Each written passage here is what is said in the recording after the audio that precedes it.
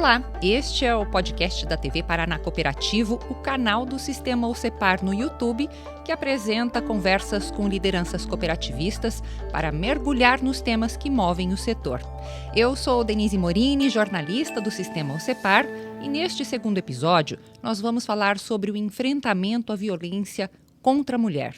Vocês devem já ter notado, hoje a nossa tela está lilás, em homenagem aqui ao nosso agosto lilás. Então, para esse nosso segundo encontro, nós vamos receber a Larissa Hack, que é consultora, palestrante e presidente do Grupo Batom, e também a Kathleen Mali, que é coordenadora de desenvolvimento profissional do Sistema OCEPAR e também integrante do comitê COP por Elas, que a gente vai explicar daqui a pouquinho, um pouquinho mais como funciona esse comitê. Larissa, Kathleen, sejam muito bem-vindas, é uma alegria tê-las aqui nesse estúdio. Obrigada pelo convite.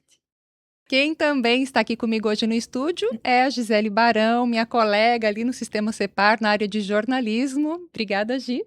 Obrigada, Denise. Olá, meninas, obrigada por aceitarem o convite.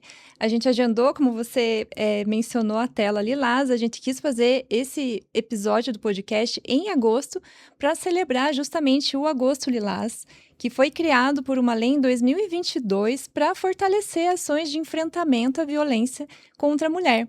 Essa data foi escolhida para celebrar o aniversário da Lei Maria da Penha, que foi criada em 7 de agosto de 2006 e é um marco aí na legislação brasileira no combate à violência. Então, neste podcast, a gente vai falar sobre os tipos de violência, como denunciar e, especialmente, o que o cooperativismo pode fazer para ajudar a combater. Muito bom, Gisele. Então, dando continuidade, dados recentes divulgados pelo Ministério da Justiça e Segurança Pública mostram que aumentou o número de feminicídios no Paraná na comparação entre o primeiro semestre deste ano com o primeiro semestre de 2025. O estado registrou 55 casos só nos primeiros 6 meses do ano. Isso significa uma mulher morta a cada 3 dias. É um dado muito alarmante. Na comparação com o mesmo período de 2025, isso representa um aumento de 17%. Em todo o país, no mesmo período, o crime teve uma baixa de 2,5%. Mas aqui nós estamos falando somente de crimes contra a vida. Existem outras várias formas de violência que precisam ser combatidas no dia a dia e, aproveitando essa contextualização, eu gostaria de fazer então a primeira pergunta para a Larissa. Larissa, quais são os tipos de violência previstos na legislação e que avaliação você faz desses 20 anos de Lei Maria da Penha? Bom, extremamente importante a gente pontuar, porque uma das vitórias que a Lei Maria da Penha nos traz enquanto legislação para o Brasil é justamente tipificar as violências que acontecem dentro desse âmbito doméstico e familiar. Então, como foi já bem lembrado aqui, na nossa abertura, essa é uma lei que fez 20 anos agora. Esse ano a gente ainda tem também esse marco. E ela foi construída a muitas mãos, que também é algo que é reconhecido internacionalmente sobre a nossa lei, que marca essa construção coletiva. Então, ela foi feita com organizações da sociedade civil, participações de diversos organismos e pessoas que atuam na defesa da mulher lá em 2006. Por isso foi tipificada. Então, ela foi criada com 5 tipificações. Então, é a violência física, aquela que a gente nota, que a gente percebe a olho nu, que seriam as agressões. Mas também, hoje, já se considera como violência física a grave ameaça. Então, arremessar um objeto na direção da mulher com a intenção de atingir a mulher, ainda que não atinja, hoje é classificado como violência física também, Nós temos a violência psicológica, que na verdade é a primeira de todas, que está presente em todas as violências, Aquela violência que afeta a autoestima, a identidade, a persona da mulher, Eu costumo falar que é o brilho da mulher, Aquela luz que a mulher para de emitir é quando ela já está ali vítima da violência psicológica.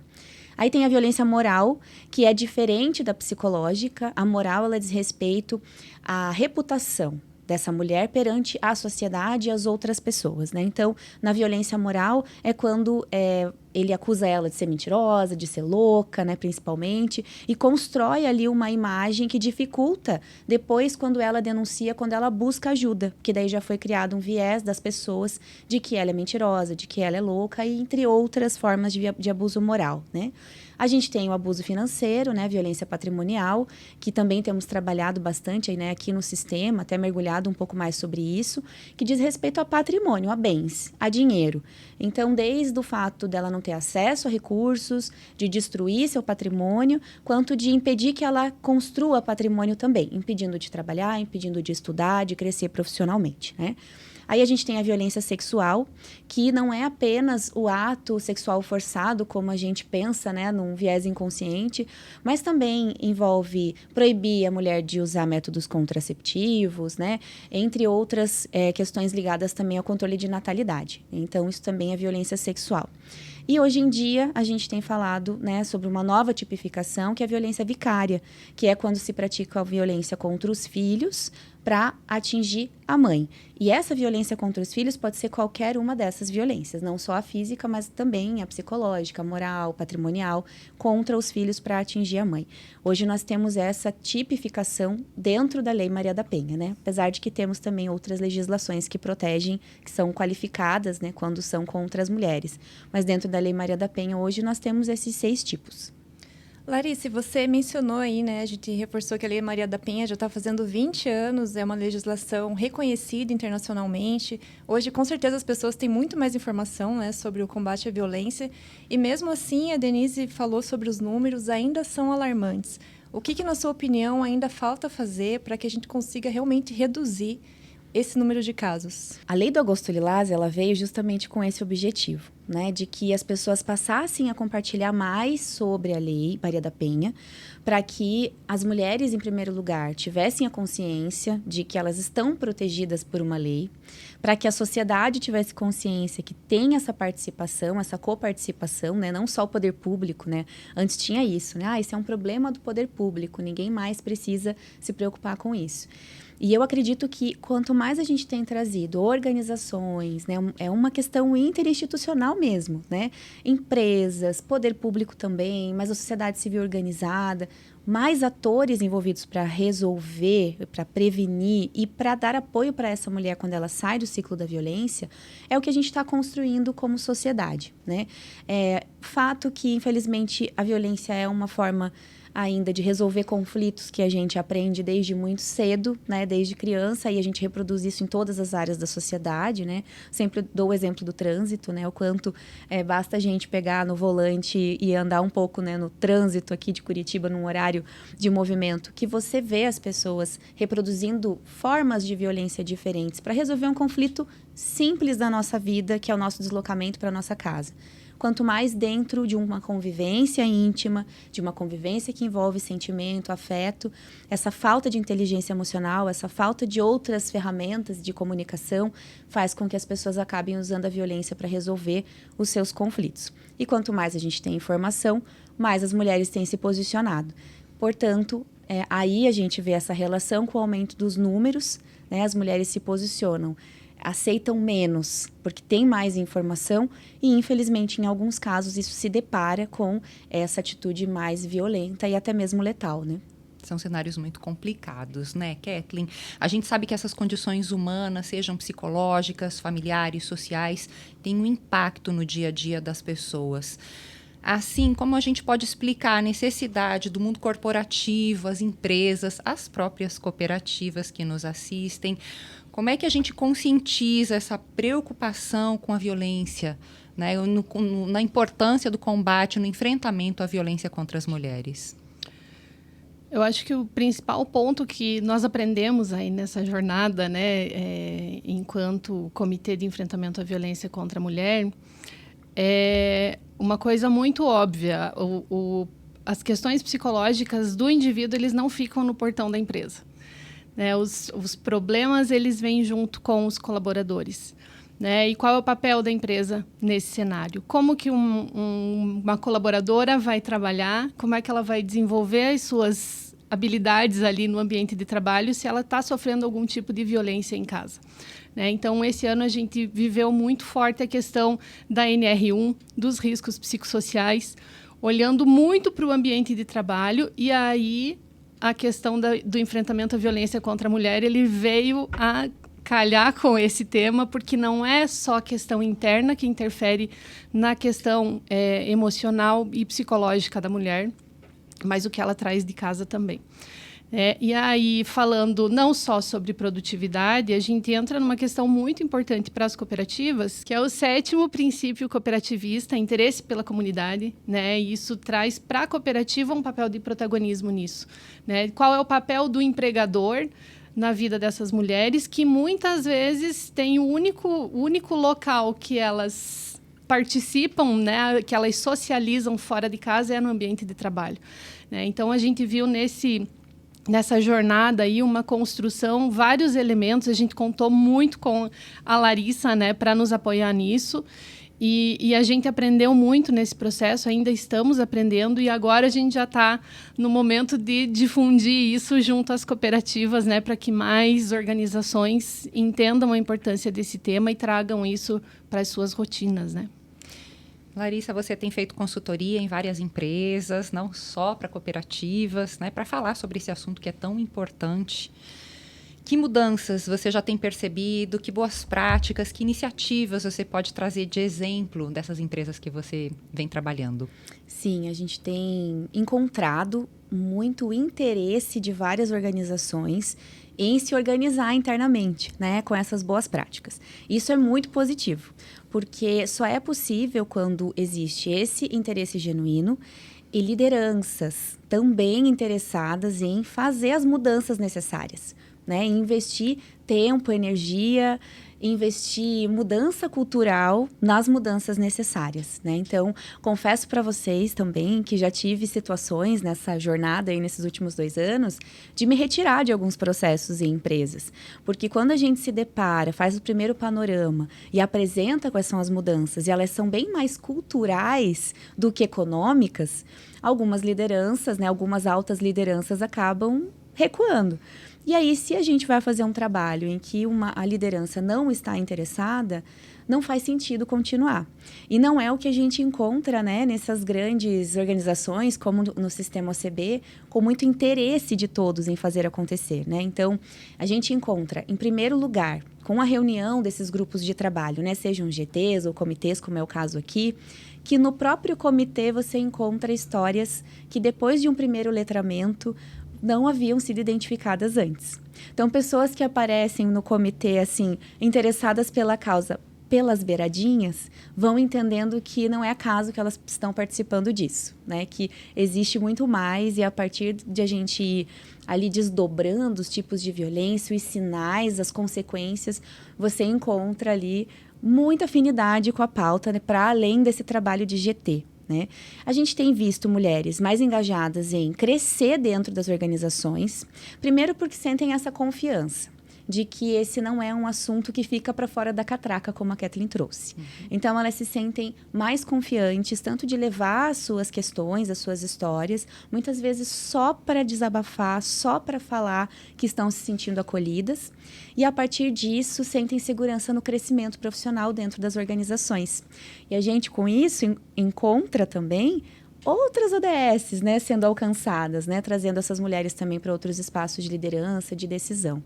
E esses são alguns, né, dos impactos que a gente tem mais internos, porque para o lado externo, quanto à reputação dessas organizações também se fortalece com seu público, com seus parceiros, com seus clientes, também é algo que se revela quando ela começa a publicizar essa postura, esse posicionamento. Começa a colocar nas redes, começa a colocar nos seus informes internos, começa a contar para os seus parceiros o que está acontecendo, um GT, um grupo, uma revisão ali de política interna, e aí começa a sentir essa valorização também pela sua escolha, né? Então, tem uma valorização de reputação importante também.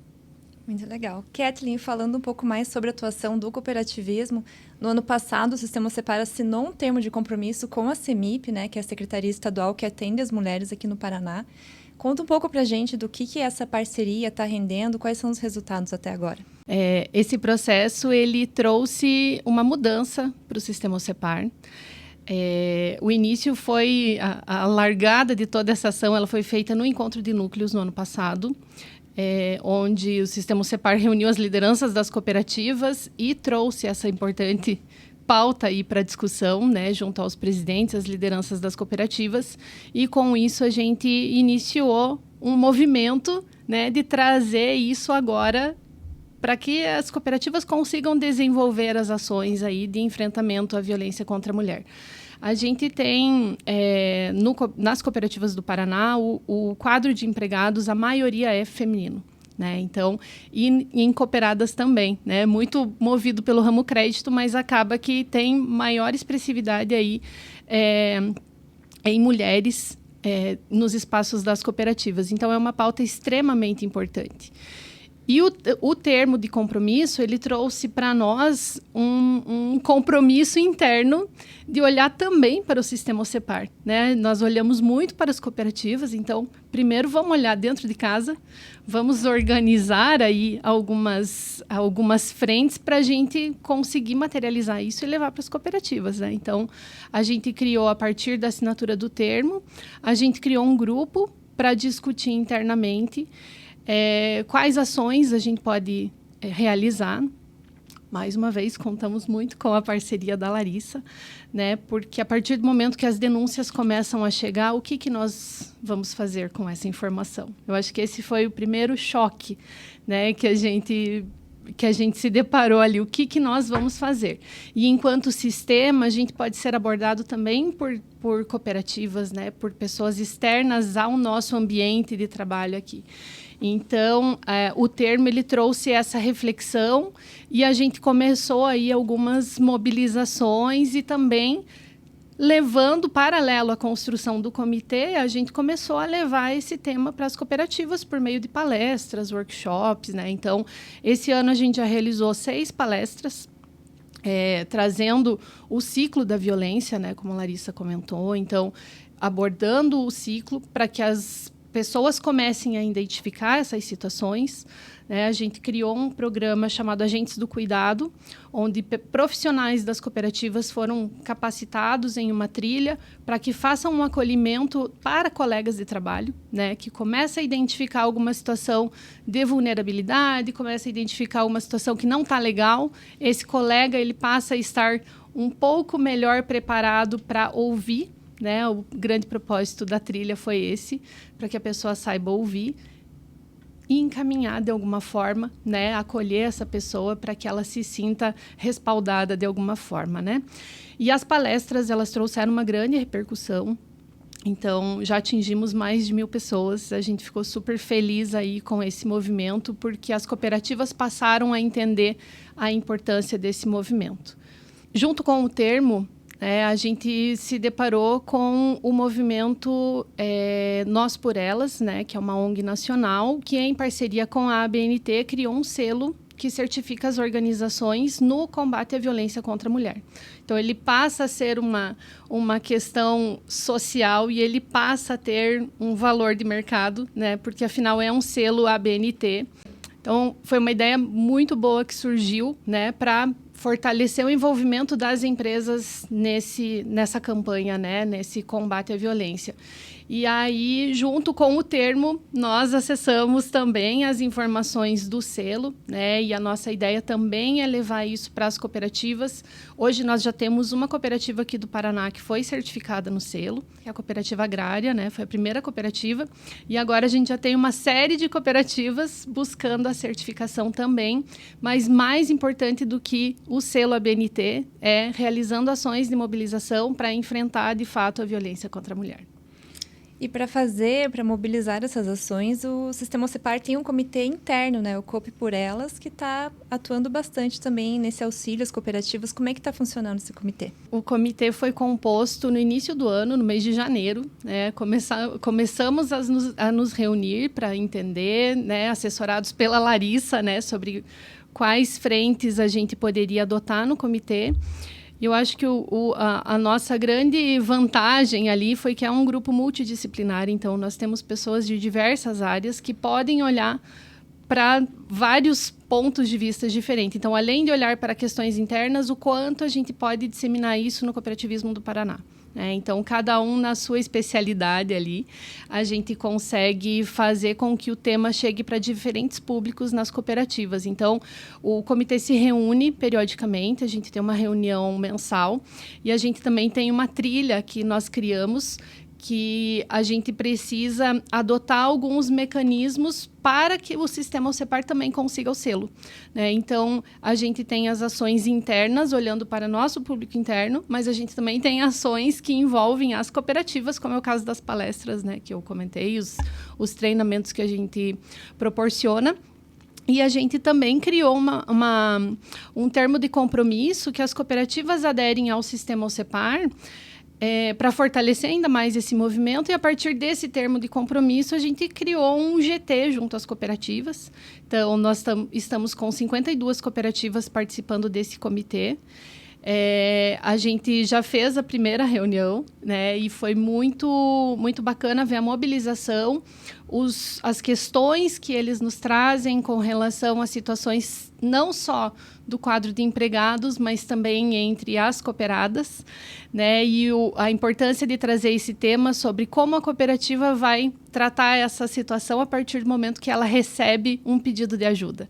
Então, o comitê vai ter reuniões periódicas para a gente trazer essas discussões e não deixar esse assunto ficar só em torno da certificação, para que, de fato, as ações sejam implementadas. Larissa, a gente está falando bastante e a gente sabe da mobilização das mulheres em torno do tema. Como é que a gente faz para mobilizar também os nossos colegas de trabalho, nossos maridos, namorados, parceiros de vida? Como é que a gente traz eles para esse diálogo? Sim, eles são super necessários, nesse diálogo. Em primeiro lugar, porque apesar de que, de fato, os agressores, em sua maioria, são homens, não são a maioria dos homens ao nosso redor que são agressores. Muito pelo contrário, A maioria dos homens que nós temos ao nosso redor são homens mais engajados em nos proteger, Então, o primeiro passo para esses homens é romper o silêncio, romper a cumplicidade. Muitas vezes aquela ideia de que não vou me meter, de que não é assunto da minha conta, na verdade ele é uma escolha por omissão. E quando você escolhe se omitir, você está escolhendo um lado, e é o lado do opressor.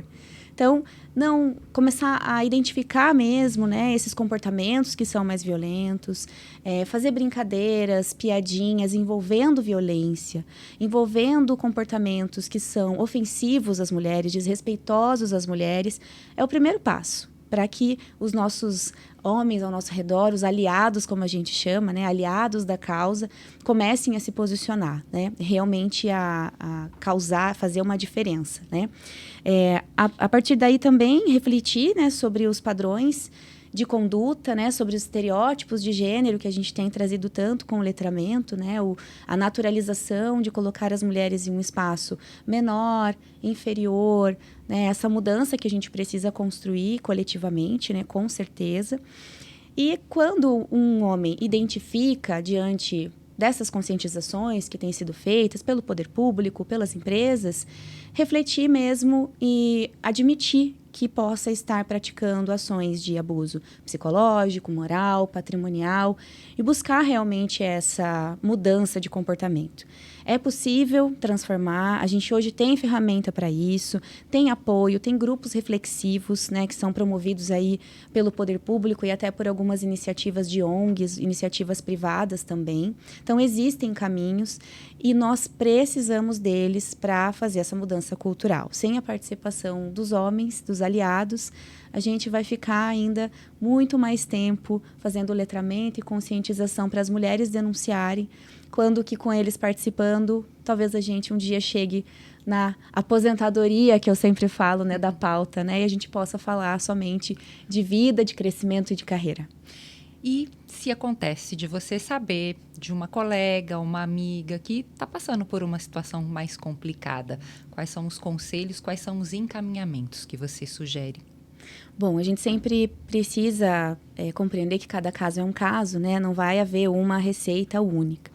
Mas a primeira também fica nessa mesma linha de não silenciar, né? Identificou se tem intimidade, se tem proximidade para falar com essa mulher, mostrar que você identificou, porque muitas vezes ela mesma não identifica que está nessa situação, para perguntar se ela precisa de um apoio, se ela quer uma ajuda, né? Às vezes é só um apoio emocional para que ela consiga falar sobre isso e denunciar, é um caminho, né? Quando não tem essa intimidade, mas você identifica que há uma situação de risco, que é a longo prazo, né, uma violência psicológica, patrimonial, fazer a denúncia no 180, né, sempre é a recomendação. Você pode fazer essa denúncia anônima, você pode denunciar pelo WhatsApp para o número 180. E isso é importante, agora falando aqui também no meu papel, né, de conselheira estadual da política da mulher aqui no Paraná, esse é um papel também de coleta de dados. Porque política pública, para a gente poder ter orçamento, a gente tem que ter dados. Então, as denúncias são importantes. Tirando aquela ideia que a gente tinha do passado, que não adianta denunciar, que não vai dar em nada, o dado, ele já gera algo produtivo para a política da mulher, né? Então, fazer essa denúncia. E, se tiver acontecendo uma situação de risco à vida, de iminência de violência, é sempre 190. Não precisa perguntar para a mulher se ela quer que denuncie. É 190, porque aí a proteção da vida, a gente está falando de um problema considerado pela Organização Mundial da Saúde, de saúde pública, então não é um problema individual dessa vítima, né? Situação de risco à vida, sempre 190. Informações muito importantes. Obrigada, Larissa. Obrigada, Kathleen, também. Eu acho que esse bate-papo rendeu informações bem importantes, né, para todo mundo que atua em cooperativas ou atua especificamente no caso de combate à violência. E obrigada a você que nos acompanhou até aqui. A gente encerra agora o 2º episódio do podcast da TV Paraná Cooperativo. Se você é cooperado, trabalha em cooperativa e ainda tem dúvidas sobre como aplicar essas ações, procure o Comitê do Sistema OCEPAR. Tem uma equipe preparada lá para te ajudar nisso. E na descrição desse vídeo a gente vai deixar todas as informações sobre os canais de denúncia, materiais informativos que você pode utilizar na sua cooperativa. Aproveito para convidar todo mundo também para seguir as redes sociais do Sistema OCEPAR e o nosso canal no YouTube, que em breve teremos novas conversas sobre assuntos relevantes para o cooperativismo. Obrigada pela companhia e até a próxima. Obrigada, meninas. Obrigada pela presença. Obrigada, Gisele. Obrigada pelo convite. Até mais.